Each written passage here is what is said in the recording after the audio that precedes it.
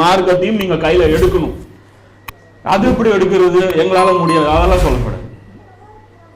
நீங்க ரசூலுல்லாஹ்வுடைய உம்மத்துனா, நீங்க முஸ்லிம்னா, அல்லாஹ் சொல்றது உங்களுடைய வேலைன்னா நீங்க இதை செஞ்சுதான் ஆகணும். இதுதான் அல்லாஹ் சொல்லக்கூடிய விஷயம்.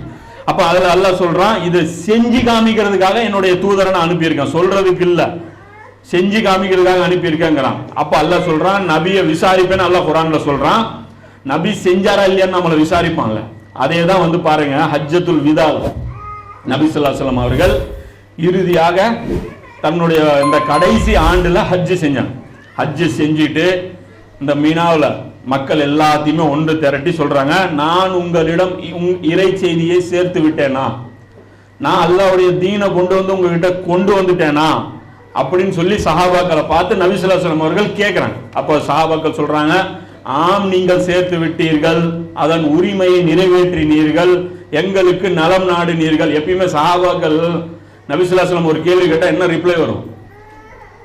ரசூலுல்லாஹ் ஒரு கேள்வி கேட்டா என்ன சொல்லுவாங்க? அல்லாஹ்வும் அவன் தூதருமே அறிந்தவர்கள், இப்படிதான் பேசுவாங்க. அதுக்கு முன்னாடி கூட அப்படிதான் பேசுறாங்க. எதுக்கு? இந்த நாள் என்ன நாள்னா அல்லாஹ்வும் அவன் தூதரே அறிந்தவர்கள், இது என்ன மாசம் அல்லாஹ்வும் அவன் தூதர் மாதிரி எல்லாமே தெரியும். ஆனா இந்த விஷயத்துல சாட்சி சொல்றாங்க, ரசூலுல்லாஹ்வோட இந்த கவலையை பாக்குறாங்க, பார்த்துட்டு சொல்றாங்க, ஆமா நீங்க சேர்த்துட்டீங்க, ஆமா நீங்க எங்களுக்கு கத்து கொடுத்தீங்க, ஆமா நீங்க எங்களுக்கு நலம் நாடினீங்க சொல்லிட்டு சொல்றாங்க. சொல்லிட்டு அது சொல்றாங்க ரசூலுல்லாஹ், இறைவன் நீயே சாட்சி.